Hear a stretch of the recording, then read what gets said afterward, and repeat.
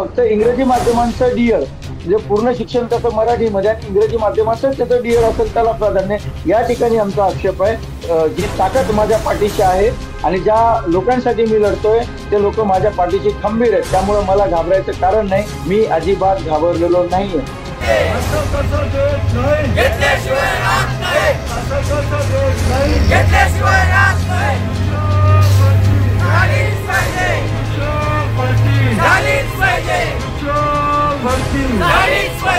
आमची मागणी आहे की रिक्त पदाच्या 80% पदभरती त्या ठिकाणी व्हायला पाहिजे. नमस्कार, महासत्ता ऑनलाईन मध्ये आपलं पुन्हा एकदा स्वागत आहे. खरं तर शिक्षक भरतीसाठी गेल्या अनेक वर्षांपासून विविध विद्यार्थी संघटना आंदोलन करतायत, चळवळ करतायत. शिक्षक भरती व्हावी यासाठी डीएड बीएड असोसिएशन ही गेल्या अनेक वर्षापासून काम करतेय. शिक्षक भरतीची प्रक्रिया आता सध्या सुरू आहे. पवित्र पोर्टलवर नोंदणी सुरू आहेत. मात्र राज्य सरकारकडून वेगवेगळे GR जे आहेत ते येत आहेत. त्यामुळे कुठंतरी विद्यार्थी संघटनामध्ये वेगवेगळं वातावरण पाहायला मिळतंय. काही विद्यार्थी संघटना GR ला सपोर्ट करतात तर काही विद्यार्थी संघटना विरोध करतायत. याच विषयावर बोलण्यासाठी आपल्या सोबत गेल्या अनेक वर्षांपासून या शिक्षक भरतीच्या चळवळीत काम करणारे डीएड बीएड असोसिएशन संघटनेचे अध्यक्ष संतोष मगर आहेत. मगर सर, तुमचं खूप खूप स्वागत आहे. कालच तुम्हाला इंग्रजी माध्यमचा विरोध होतोय असं समजलेलं आहे आणि जीवे मारण्याची धमकी सुद्धा तुम्हाला दिलेली आहे. खरं तर हा इंग्रजी माध्यमच्या विद्यार्थ्यांचा तुम्हाला विरोध का आहे आणि नेमकं घडलेलं आहे? खरं तर इंग्रजी माध्यमाच्या मुलांनी विरोध करण्याचं किंवा त्यांचा विरोध असण्याचं कारणच नाहीये. आम्ही सरळ सरळ जी मागणी केलेली आहे ती मागणी अशी आहे की गुणवत्तेनुसार या ठिकाणी शिक्षक भरती झाली पाहिजे. ज्या वेळेस 2022 मध्ये शिक्षक भरती जाहीर झाली, शिक्षक भरतीची परीक्षा घेतल्या गेली, ती परीक्षा ही सर्वांना सारखीच होती. ती परीक्षा काही वेगळी नव्हती कोणालाही. त्यामुळे नियम सारखेच होते, परीक्षाही सारखी होती, त्या अभ्यासक्रमही सारखं होता. म्हणजे सर्व गोष्टी सर्व बाबी जर आपण बघितल्या तर त्या ठिकाणी सारखेपणा होता. आमचं एवढंच म्हणणं आहे की जे तुम्हाला घ्यायचं असेल, साधन व्यक्ती घ्यायचं असेल, अजून कुठला व्यक्ती तुम्हाला घ्यायचा असेल तर असा व्यक्ती घेत असताना त्याचं कुठलं मीडियम तुम्ही बघू नका. तुम्ही मराठी मीडियम आहे का इंग्लिश मीडियम आहे हे तुम्ही चेक करू नका. त्याच्यामध्ये 5 अटी टाकलेल्या आहेत. पहिल्या 4 अटी ज्यामध्ये त्यांनी पूर्णपणे कॉन्व्हेंट मध्ये तो विद्यार्थी असायला हवा. 1 ते 12 पर्यंत त्याचं शिक्षण इंग्रजीमध्ये पाहिजे. त्याचं व्यावसायिक शिक्षण किंवा बाकीचं जे शिक्षण आहे तर ते त्यांनी इंग्रजी माध्यमामधून घ्यायला सांगितलेलं आहे. तर आम्हाला इथे कुठंच आम्ही विरोध केलेला नाहीये. जर जो कोणी कॅन्डिडेट हा पहिलीपासून 12वी पर्यंत पूर्णपणे कॉन्व्हेंट मध्ये शिकला असेल, त्याचा डीएड बीएड इंग्रजीमध्ये झालेला असेल, हे पूर्णपणे शिक्षण, त्याला आमचा विरोध नाही आहे. तुम्हाला त्यांना घ्यायचं असेल, तुम्ही 1000 नाही तुम्ही 10,000 त्यांच्या जागा भरा, त्याबद्दल आम्ही त्यांना विरोध असण्याचं कारण नाही. कारण आम्हाला माहिती आहे की तो जर कॅन्डिडेट लहानपणापासून पूर्ण शिक्षण त्याचं कॉन्व्हेंट मध्ये झालं असेल तर निश्चितपणे त्याची इंग्रजी खूप चांगली असणार आणि तो इंग्रजीमध्येच बोलत असणार. त्यामुळे आम्हाला सुद्धा वाटतं की महाराष्ट्रामध्ये मराठी मुलांना इंग्रजीमध्ये शिक्षण दिलं गेलं पाहिजे. म्हणजे त्यांचं सुद्धा या ठिकाणी त्या ग्रामीण क्षेत्रामध्ये ही इंग्रजी भाषा त्यांना बोलता आली पाहिजे. ही ग्लोबल लँग्वेज आहे, हे आमचं सुद्धा मत आहे. आम्ही याला कुठेही विरोध केला नाही. परंतु आमचं असं मत आहे की 5वा तुम्ही जो पॉईंट टाकलेला आहे ज्यामध्ये 8 टाकली आहे की फक्त इंग्रजी माध्यमांचं डीएड म्हणजे पूर्ण शिक्षण त्याचं मराठीमध्ये आणि इंग्रजी माध्यमाचं त्याचं डीएड असेल त्याला प्राधान्य. या ठिकाणी आमचा आक्षेप आहे. जर एखादा मराठी असणारा डीएड झालेला कॅन्डिडेट असेल तो सुद्धा आजकाल इंग्रजी असेल सेमी इंग्रजीच्या शाळेवरती त्या मुलांना इंग्रजीमध्ये अध्यापन करू शकतो आणि करताय. तुम्ही जर ही डिटेल्स पाहिली असेल कदाचित माननीय मंत्री महोदयांना ह्या गोष्टी माहिती नसेल. कारण त्यांनी जे काल एक स्टेटमेंट दिलेलं होतं मराठीचे मुलांना इंग्रजीमध्ये लेटर लिहिता येत नाही, तर माननीय मंत्री महोदयांना हे सांगू इच्छितो की 10वीला असेल 12वीला असेल त्याच्यामध्ये निबंध एसे असेल पॅसेज असेल ह्या गोष्टी आम्हाला आलेल्या आहेत. आम्ही त्या ठिकाणी लिहिल्यात त्या. असं नाहीये की आम्हाला येत नाहीत किंवा लिहिल्या नाहीत. आम्ही त्या करू शकतो. भले 2 लाख मुलांनी जवळपास 2,05,000 मुलं या ठिकाणी मराठी माध्यमांचे मुलं आहेत. या मराठी माध्यमाचं यांना असं म्हणायचंय का की याच्यामध्ये कोणालाच मराठी येत नाही म्हणून? म्हणजे यांनी जे स्टेटमेंट दिलेलं आहे मुळामध्ये हे स्टेटमेंट चुकीचं आहे. कुणालाच येत नाही असं नाही. आम्ही ज्या वेळेस त्यांच्याकडे शिष्टमंडळाच्या माध्यमातून गेलो आम्ही हे मुद्दा त्या ठिकाणी त्यांना मांडला. हे सुद्धा आम्ही बोललेलो होतो की साहेब आम्हाला जरी लिहिता येत नसेल, मला जरी त्या निबंध तुमच्या समोर आता तुम्ही पॅसेज लिहायला लावला असाल मला जरी लिहिता येत असेल तर असं नाहीये की 2,16,000 मुलांमध्ये मराठी माध्यमांच्या मुलांमध्ये कोणाला येणार नाही. आमचं म्हणणं असं आहे की ज्याला येत असेल ना त्याला ती तुम्ही जो त्या ठिकाणी दुसरी एक्झाम घेणार आहेत इंग्रजी माध्यमाची जे साधन व्यक्तीसाठी, तर त्या ठिकाणी अप्लाय करायला चान्स द्या, त्याला प्रूव्ह करायला चान्स द्या ना. तुम्ही तो क्रायटेरिया कसा ठरवणार की आम्हाला इंग्रजी येते का नाही, त्याच्यासाठी तुम्ही एक्झाम घेणार आहेत ना, ते एक्झाम घेण्याचा चान्स द्या, एवढंच आमचं म्हणणं आहे. 5वी 8 त्या ठिकाणी शिथिल करा आणि त्यामध्ये सर्व माध्यमाच्या मुलांना तो चान्स द्या, ही आमची मागणी आहे. आणि गुणवत्तेनुसार शिक्षक संतोषजी भरती करा, आम्ही संतोषजी मागणी मुद्दा करा. मुद्दा असा आहे, राज्य सरकार असं म्हणतंय की जिल्हा परिषदांच्या शाळांचा इंग्रजीचा दर्जा जो आहे तो सुधारला पाहिजे. यासाठी हा जो जी आर आहे तो काढण्यात आलेला आहे. आणि अनेक विद्यार्थी इंग्रजी माध्यमाच्या विद्यार्थ्यांकडून याचं स्वागत केलं जात आहे. मग तुमच्या संघटनेचा या जी आरला विरोध का होतोय? आणि दुसरा एक त्याला बघा जोडूनच प्रश्न मला आहे माझा, त्याला जोडूनच दुसरा प्रश्न आहे, असे किती राज्यभरात असे किती इंग्रजी माध्यमचे विद्यार्थी आहेत? बघा आकडेवारी जी आहे ती आकडेवारीच्या संदर्भामध्ये आम्ही सुद्धा पत्र दिलंय. अजून हम्म. आम्हाला त्या संदर्भातली माहिती मिळालेली नाहीये. अच्छा. त्याची माहिती जर उपलब्ध झाली तर निश्चितपणे मी आपल्यापर्यंत सांगेल. परंतु आम्हाला जी काही अधिकाऱ्यांशी चर्चा करून असेल किंवा जे काही आम्ही माहिती घेण्याचा प्रयत्न केला, यावरून आम्हाला एक लक्षात आलंय की आता एक्झाम देणारे जास्तीत जास्त 3 ते 4 हजार, 4 ते 5 हजार खूप झाले. एवढे सुद्धा कॅन्डिडेट त्यांचे उपलब्ध नाहीत महाराष्ट्रामध्ये आताची एक्झाम दिलेली. बाकी कोणी एक्झाम न देणारे भरपूर असतील, पण एक्झाम देणारे जे कॅन्डिडेट आहेत ते 4,000 पेक्षा कमी त्या ठिकाणी आहेत. याच्यामध्ये इंग्रजी माध्यमाला प्राधान्य देण्याचा याच्यामध्ये संबंध काय येतो, मी आधी या ठिकाणी स्पष्ट केलंय की इंग्रजी शिकवण्यासाठी आमचा अजिबात विरोध नाहीये.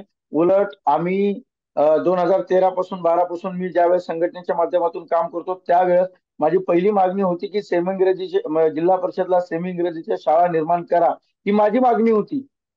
त्यावेळेस सुद्धा मी निवेदन दिले होते, माननीय राजेंद्र अडा शिक्षण मंत्री होते, त्यांच्यासोबत सुद्धा मी या ज्या मुद्द्यावरती चर्चा केलेली, त्यांना सुद्धा आम्ही त्या गोष्टी बोलल्यात की मराठी शाळा बरोबरच इंग्रजी माध्यमाचं शिक्षण सुद्धा मराठी मुलांना दिलं गेलं पाहिजे, ह्या मताचा मी सुद्धा आहे.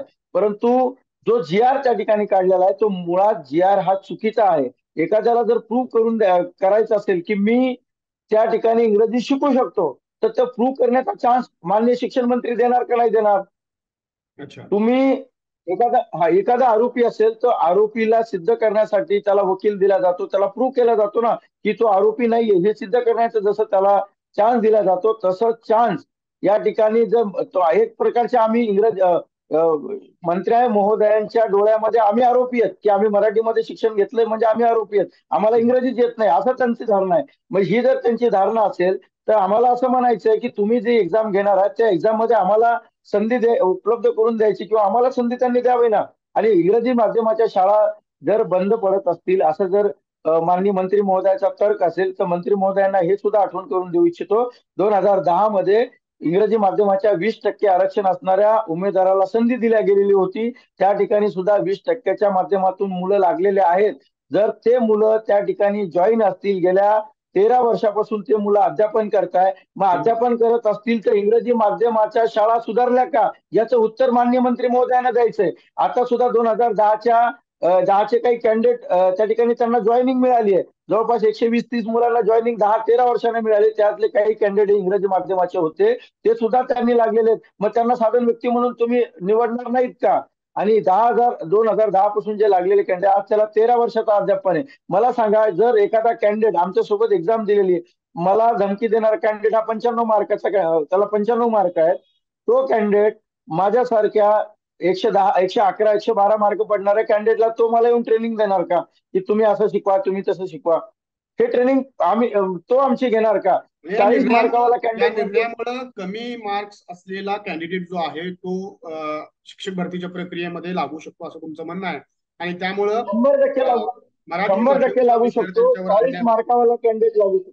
100% 40 मार्कावाला लागू शकतो. आमचं म्हणणं आहे ना, तुम्ही मेरिटने नाही आला, हे सुद्धा म्हणणं आहे की जर मंत्री महोदयाचं असं म्हणणं असेल की आम्हाला इंग्लिश येत नाही किंवा आम्हाला अध्यापन करता येत नाही, तुम्ही जे एक्झाम घेणार आहेत त्याच्यामध्ये जर संधी मिळाली, आम्हाला येत नसेल तर कोणी जाणारच नाही ना. ऑलरेडी त्यांना चान्स मिळेल. तुम्हाला जे करायचंय ना, आमचं एवढंच म्हणते म्हणणं आहे की हे कॉम्पिटिशन फेअर व्हायला पाहिजे, याच्यामध्ये कुठलाही भेदभाव व्हायला पाहिजे नाही. जसं आरटीआय ऍक्ट आहे, आरटीआय ऍक्ट मध्ये मोफत आणि सक्तीचं शिक्षण देण्याचं सांगितलेलं आहे. त्याचं जर क्वालिफिकेशन, मिनिमम मॅक्झिमम क्वालिफिकेशन त्या ठिकाणी दिलेलं आहे. जर आपण त्या आरटी मध्ये जर बघितलं, शैक्षणिक जर क्वालिफिकेशन बघितलं, तर डीएड, बीएड आणि टीईटी एवढंच क्वालिफिकेशन दिलंय. त्याच्यामध्ये का माध्यमाला थोडं प्रेफरन्स दिलेलं आहे. खरं तर हे तो ऍक्टचं उल्लंघन आहे, कायद्याचं उल्लंघन आहे. आम्ही जी क्वालिफिकेशन आम्हाला दिलेली आहे ते क्वालिफिकेशन आम्ही पूर्ण केलेलं आहे.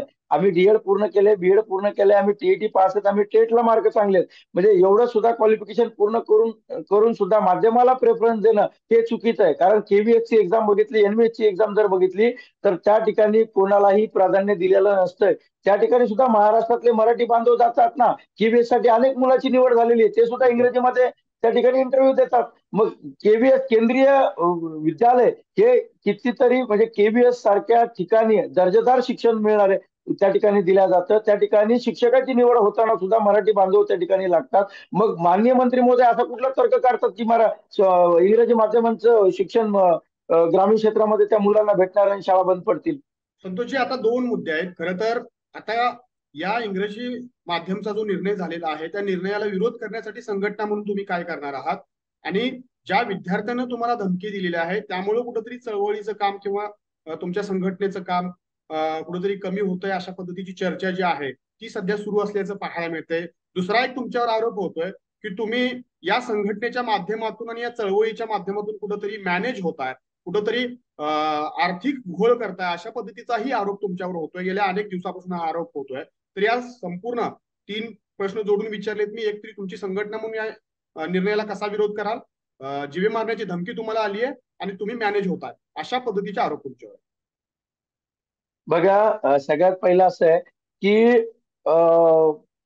इंग्रजी माध्यमाला आम्ही विरोध कसा करणार, तर मुंबईमध्ये 1 तारखेला मी सर्व मुलांना त्या ठिकाणी बोलवलेलं आहे.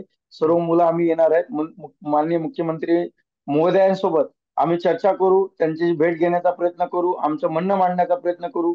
त्यांनी जर या ठिकाणी आमच्या गोष्टी जर ऐकल्या, आम्हाला जर न्याय देण्याचा त्या ठिकाणी प्रयत्न केला आणि न्याय दिला तर अतिउत्तम आहे. कारण आम्हाला माहिती आहे की मंत्री महोदय जर, मुख्यमंत्री महोदय हे आळव्या मनाचे आहेत, निश्चितपणे ते आमची व्यथा आहे ती त्यांच्यापर्यंत जाईल आणि ते आमचा जो काही मुद्दा आहे तो मुद्दा त्या ठिकाणी क्लिअर करतील. हा झाला. परंतु त्यांनी जरी नाही ऐकलं तर निश्चितपणे कोर्टाच्या माध्यमातून न्याय व्यवस्थेवर आमचा विश्वास आहे आणि न्याय व्यवस्थेकडे आम्ही आम्ही या ठिकाणी दाद मागणार आहोत 100%. येत्या 2-3 दिवसामध्ये, म्हणजे जवळपास 3 ते 4 तारखेला आम्ही पिटिशन त्या ठिकाणी दाखल करणार आहोत. मी 2 दिवसापासून वकिलांशी संपर्कात आहे, त्यांच्याशी चर्चा केली, त्यांना डॉक्युमेंट सुद्धा दिलेले आहेत. त्यामुळे जास्तीत जास्त आम्ही गुरुवारपर्यंत, 3 ते 4 तारखेपर्यंत आम्ही पिटिशन दाखल करू, जर आम्हाला मुंबईमधून न्याय त्या ठिकाणी मिळाला नाही तर. दुसरा प्रश्न तुमचा होता की मला धमकी दिलेली आहे. तर धमकीचा मी तुम्हाला सांगू इच्छितो की धमकी देणारे, धमकी म्हणजे जे व्यक्ती धमकी देतात ते मुळात घाबरलेले असतात आणि ते दुसऱ्यांना घाबरण्याचा प्रयत्न करतात. त्यामुळं ही चळवळ गेल्या 13-14 वर्षापासून मी लढतोय. अशा कुठल्याही धमकीला, पोकळ धमक्याला मी घाबरणारा माणूस नाहीये. मी आजपर्यंत मंत्रालय असो, कुठलेही अधिकार असो, त्या ठिकाणी आक्रमकतेनं त्या ठिकाणी बाजू मांडलेली नाही. कुठलीही भीती न बाळगता मी टीईटी अपात्रच्या विरोधामध्ये, जे बोगस शिक्षक होते त्यांच्या विरोधात पिटिशन दाखल केली. त्यावेळेस मला धमक्या दिलेल्या होत्या. त्यावेळेस सुद्धा मी घाबरलेलो नव्हतो. मी त्यावेळेस सुद्धा याचिका माघार घेतलेली नव्हती. आता सुद्धा याचिका माघार घेणार नाही. त्यामुळं असं कोणी जर म्हणत असेल तर मुळामध्ये हे हास्यास्पद आहे. संतोष मगर हा न घाबरणारा माणूस आहे, निर्भीड माणूस आहे. जेवढी खंबीर मी आहे तेवढेच खंबीर माझ्या घरचे सुद्धा आहेत. त्यांना माहित आहे चळवळीच्या माध्यमातून मी काम करतो आणि त्यांना हे सुद्धा माहित आहे की हा पुरून उरणारा आहे. कारण मला ज्यावेळेस धमकी आली त्यावेळेस समाज माध्यमातून असेल, मला अनेक नेत्यांचे असतील, अनेक अभियोग्यताधारकांचे फोन येऊन मला सांगितलं की सर, आम्ही तुमच्या पाठीशी आहोत. जे जी ताकद माझ्या पाठीशी आहे आणि ज्या लोकांसाठी मी लढतोय ते लोक माझ्या पाठीशी खंबीर आहेत. त्यामुळे मला घाबरायचं कारण नाही. आणि असं कोणी म्हणत असेल तर निश्चितपणे ते हास्यास्पद आहे. मी अजिबात घाबरलेलो नाहीये. तिसरा जो तुम्ही मला प्रश्न केला की मॅनेज होतोय, तर मी सांगतो गेल्या 13-14 वर्षापासून मी काम करतो यामध्ये. मी अनेक पिटिशन लढले, टीईटी बोगसच्या विरोधामध्ये पिटिशन लढलो. त्यावेळेस त्यावेळेस सुद्धा मॅनेज होता आलं असतं. परंतु मी ती याचिका शेवटपर्यंत त्या ठिकाणी लढलोय. असं कोणी म्हणत असेल मॅनेज, हे फक्त अफवा आहेत. ह्या लोकांच्या अफवा आहेत की ज्याच्या विरोधामध्ये मी लढतोय त्या मुलांनी फक्त हे संभ्रम त्या ठिकाणी निर्माण केलेला आहे. मी ऑन द म्हणजे या चॅनलच्या माध्यमातून मी आजही तुम्हाला सांगू शकतो, जर कोणाला माझ्या संपत्तीबद्दल कोणाला माहिती घ्यायची असेल तर मी ती पूर्ण माहिती द्यायला तयार आहे. माझ्या स्वतःचा पूर्ण अकाउंट नंबरच्या बॅलन्स शीट, आतापर्यंतचे रेकॉर्ड, माझ्या घरच्यांचे पूर्ण रेकॉर्ड, माझे 7/12, माझे जेवढं काही असेल, कोणाला जर माहिती घ्यायची असेल तर मी सर्व गोष्टी त्यांना त्या ठिकाणी द्यायला तयार आहे. मी दाखवायला सुद्धा तयार आहे. जे काही असेल, दूध का दूध पाणी का पाणी, तुम्हाला काय माझे डिटेल्स पाहिजे, काय बँकेतून माहिती पाहिजे, मी स्वतः द्यायला तयार आहे. त्यांनी तुमची स्वतः खुली यावं दुकान आहे, आणि पूर्ण तिथे तुमची खुली दुकान आहे. माझी माझी खुली दुकान आहे. कोणी पण येऊन माझ्या सर्व डिटेल्स पाहू शकतो. त्याला मी तो अधिकार देतो. तो येऊन माझ्या सगळ्या डिटेल्स पाहू शकतो. त्यामुळे मॅनेज होत असेल तर असा कोणीच व्यक्ती बोलणार नाही. नक्कीच मॅनेज नक्कीच. हा शब्द माझ्या डिक्शनरीमध्ये नाहीये. अच्छा. खरं तर हे सगळे मुद्दे झाले अगदी तुम्हाला जीवे मारण्याच्या धमकीपर्यंत आलेला आहे. मात्र या चळवळीमध्ये किंवा कोणतंही संघटना ज्यावेळेला काम करत असते त्यावेळेला त्या संघटनेमध्ये फूट पडू न देण्यासाठी प्रयत्न व्हायला हवेत. कारण जर फूट पडली तर कुठंतरी चळवळ जी आहे ती कमकुवत होते असं म्हटलं जातंय. एक तरी शिक्षक भरती जी आहे ती अनेक वर्षांनी होतीये. 2017ला अभियोग्यता झाली, त्यानंतर आता 2022-23 मध्ये ही अभियोग्यता झाली. ते त्याचं पवित्र पोर्टल नोंदणी प्रक्रिया सुरू आहे. मात्र प्रत्यक्षात अजून रोस्टर अपूर्ण आहे शाळांचं. आणि त्यातच विद्यार्थी संघटनांचे वेगवेगळी मतं आहेत, विद्यार्थ्यांची वेगवेगळी मतं आहेत. त्यामुळे कुठेतरी शिक्षक भरती प्रक्रियेमध्ये स्वतः विद्यार्थीच अडथळे निर्माण करतात अशा पद्धतीचं एकूणच हे चित्र दिसतंय. एका बाजूला राज्य सरकार उदासीन आहे ते दिसतंच आपल्याला शिक्षक भरती करण्यासाठी, तर दुसऱ्या बाजूला विद्यार्थ्यांच्या अशा भूमिकेमुळे कुठेतरी शिक्षक भरती रखडली असं वाटतंय का तुम्हाला? निश्चितपणे मी तर म्हणेल की जेवढं प्रशासन जबाबदार आहे तेवढेच आपले विद्यार्थी सुद्धा जबाबदार आहेत. कारण 2017ची जर आपण परिस्थिती बघितली तर ब्रिज कोर्सची जी याचिका त्या ठिकाणी दाखल करण्यात आलेली होती त्यामध्ये 5 वर्ष गेले, अजून सुद्धा ती यादी त्या ठिकाणी लागलेली नाहीये. म्हणजे 5 वर्ष त्या ठिकाणी थांबावं लागलं. आता सुद्धा हीच परिस्थिती आहे. ज्या उमेदवाराला मार्क्स कमी आहेत, ज्या उमेदवाराला असं वाटतं मी सेक्युअर नाहीये, मग तो त्याला कुणीतरी अशा पद्धतीनं गाईड केलं जातं की तुम्ही असं केलं तर हे असं होईल आणि तुमचा संधी मिळेल. त्यामुळं काय होतं की या मानसिकतेतून जाताना हे काही अभियोग्यताधारक असतील जे उमेदवार आहेत ते उमेदवार त्या भावनेतून जातात की मी याचिका टाकल्यानंतर किंवा मी या मुद्द्याला विरोध केल्यानंतर तर माझा कुठेतरी मुद्दा क्लिअर होईल, या भावनेतून आणि या गैरसमजातून ते गेल्यामुळं काय होतं की भरतीवरती कुठे ना कुठेतरी अडथळा निर्माण होण्याचं काम निश्चितपणे होतंय. खरं तर शिक्षक भरतीमध्ये काम करत असताना एवढे ग्रुप्स आणि वेगवेगळे विषय असे झालेले आहेत की प्रत्येकाला असं वाटतं की संघटनेनं हा विषय घेऊन लढायला पाहिजे. परंतु हा विषय घेतल्यानंतर त्याच्या आधी क्लिअर होणारा दुसरा विषय असतो. आम्ही जर तो विषय घेतला तर नाही नाही हाच घ्यायला पाहिजे. कसं असतं की एखाद्या वेळेस ट्रॅफिक लागलेली असते आणि ट्रॅफिक लागल्यानंतर ज्यावेळेस सिग्नल लागते त्यावेळेस ज्याला ग्रीन सिग्नल असतो तो त्या ठिकाणी जायला पाहिजे. नाहीतर ग्रीन सिग्नल असताना सुद्धा कोणीतरी रेड सिग्नल वाला त्याच्यामध्ये घुसेल, त्यामुळे ती ट्रॅफिक होणारच. तर अशाच पद्धतीने शिक्षक भरतीचं झालेलं आहे की जे मुद्दे वेळेनुरूप म्हणजे ज्या कालावधीमध्ये ते क्लिअर व्हायला पाहिजेत त्या कालावधीमध्ये तो विषय हाती घेऊन आपण क्लिअर करण्याचा प्रयत्न करतो. नंतर वेगवेगळे विषय स्टेप बाय स्टेप घेऊन ते पूर्ण करण्याची आपला मानस असतो. परंतु मला असं वाटतं की कुठंतरी मुलांमध्ये ही भावना असते की आम्हीच कुठेतरी पुढे गेलं पाहिजे. त्यामुळं ही भरती प्रक्रिया निश्चितपणे थांबण्याचा प्रकार हे असे लोक करतायत ज्यांना मार्क्स कमी आहेत, ज्यांना भरतीमधलं नॉलेज नाहीये, असे अज्ञानी लोक भरतीमध्ये असल्यामुळं निश्चितपणे भरतीवर सुद्धा परिणाम होते आणि त्याचाच गैरफायदा हे प्रशासन आणि सरकार घेते.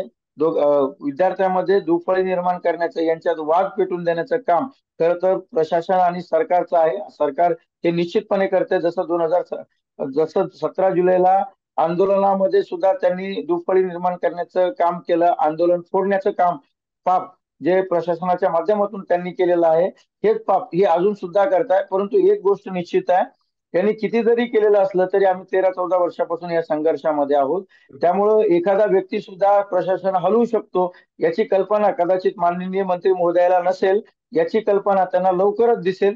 जरी तुम्ही विद्यार्थ्यामध्ये फूट लावण्याचा प्रयत्न करत असाल तरी सुद्धा एक विद्यार्थी सुद्धा काय करू शकतो याची म्हणजे येणाऱ्या 1-2 तारखेनंतर, 1 तारखेला ज्यावेळेस आम्ही मुंबईमध्ये जाऊ, ती त्यांना समोरासमोर कळेल की विद्यार्थी कुठल्या भूमिकेमधून येऊ शकतात आणि विद्यार्थी काय आक्रमक भूमिका घेऊ शकतात हे त्यांना एका निश्चित बाजूला पुढे कळेल. एका एका बाजूला लाखो विद्यार्थी जाहिरातीच्या प्रतीक्षेत आहेत की पवित्र पोर्टलवर जाहिराती कधी येणार, रोस्टर कधी पूर्ण होणार या प्रतीक्षेत असताना, दुसऱ्या बाजूला याचिकावर याचिका पडत असतील तर कुठंतरी विद्यार्थी सुद्धा नाराज होत आहेत असं वाटतंय. काय म्हणताय या संदर्भात?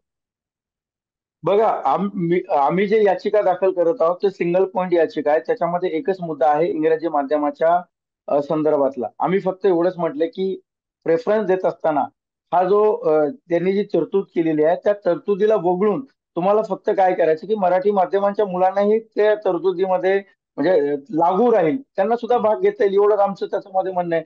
तर कोर्टाने सिंगल पॉईंट याचिका असल्यामुळं आणि खरं तर ही कायदेशीर बाजू आमची पूर्णपणे स्ट्रॉंग आहे, त्यामुळं भरतीवरती अडथळा येईल किंवा भरती लांबेल असं कधीच होणार नाही. कारण भरतीवर स्टे आणणं किंवा भरती लांबवणं या विरोधामध्ये आमची भूमिका आहे.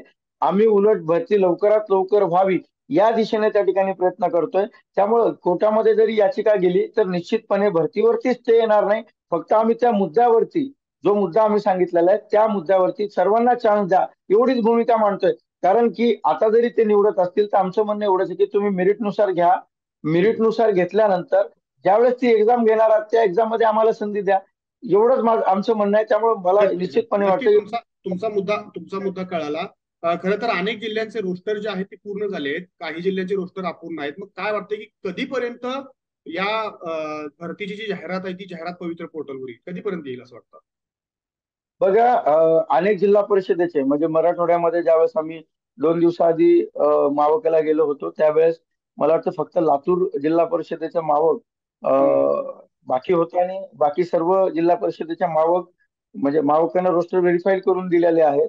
त्यामुळं त्यांना जागा अपलोड करण्याचं सांगितलेलं आहे प्रशासनाने. मला वाटतं 2-3 दिवसामध्ये इंटरनली त्या जाहिराती अपलोड होतील. प्रत्येक जिल्हा परिषदला त्यांनी हे सांगितलंय. आणि काही जिल्हा परिषद जसं की यवतमाळ असेल, सोलापूर असेल, या जिल्हा परिषदेमध्ये काही प्रमाणामध्ये घोळ असल्यामुळं, त्रुटी त्या ठिकाणी आढळल्यामुळं त्याची पूर्तता करण्यासाठी काही वेळ त्यांना दिलेला आहे. त्याच्यामुळे सायमल्टेनियसली ह्या जागा अपलोड होत होत त्याही लवकरच त्या जागा अपलोड होतील. निश्चितपणे दिवाळीच्या नंतर आपल्याला ह्या जाहिराती दिसायला सुरुवात होऊ शकते, साधारणतः नोव्हेंबर 15 तारखेच्या नंतर. ओके. एक शिक्षण अधिकारी, कोल्हापूरचे शिक्षण अधिकारी आहेत, त्यांनी मला काल एक बातमी पाठवलेली आहे. त्यामध्ये ते म्हणताय की स्थानिक स्वराज्य संस्थांसह सर्व खासगी शैक्षणिक संस्थांना पवित्र पोर्टलद्वारे शिक्षक पदभरतीसाठी ग्रीन सिग्नल मिळालेला आहे. खरं तर स्थानिक स्वराज्य संस्था आणि खासगी संस्था यांना पवित्र पोर्टलद्वारे शिक्षक भरतीसाठी ग्रीन सिग्नल मिळालेला आहे असं एक बातमी त्यांनी मला पाठवलेली प्रसिद्ध करावी यासाठी.